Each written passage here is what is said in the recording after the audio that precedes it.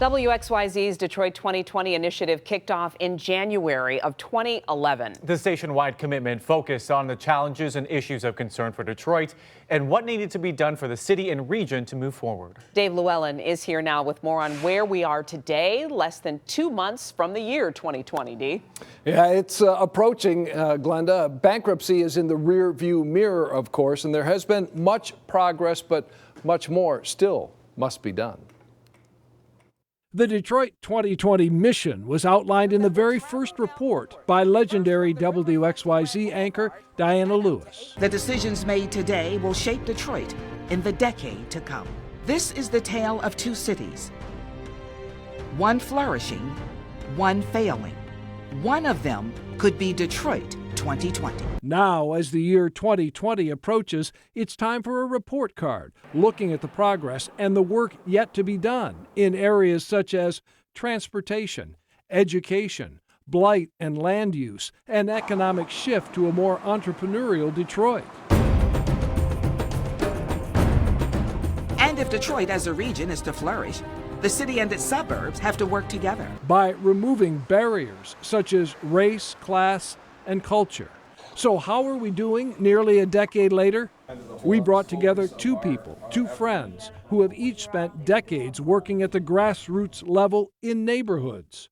Tony McElwain ran the Ravendale Community Center on the city's east side for 32 years. And John George, the founder and CEO of Detroit Blight Busters, is still at it after 32 years. For many years, people didn't realize how dangerous blight is, and it's like a cancer. If you don't stop it, it spreads and it kills the whole neighborhood. Now that over 20,000 blighted structures have been removed, we're starting to see these neighborhoods heal. Still, thousands more empty houses and buildings need to come down. People who live in the neighborhoods also need to be lifted up, according to McElwain.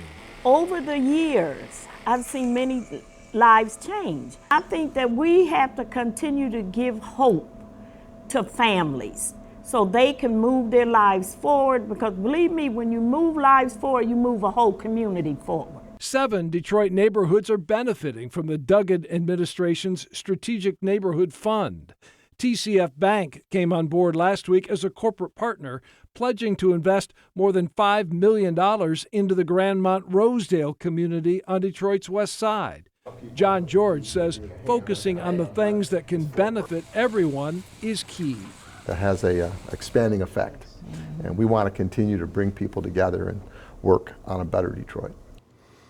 Detroit 2020, it's a work in progress. Over the next few weeks, we'll celebrate more of the successes and highlight some of the obstacles that still remain. And with a city the size of Detroit and with the issues that have been prevalent for so many years, yes, there is more work to be done. And when we started this initiative, it seemed so far away back then. But here we are looking 2020 in the face and seeing the progress that's happened. Yeah, and more to be done. More to be done. You know, tiny steps, but yeah, people can see the progress. You hit the streets and people say, look at the city now. Look at what's happened. And looks great. Look what's going to happen in the future. So it's great to see that the city is really booming. Yeah, moving forward. Moving forward. Thank you, Dave.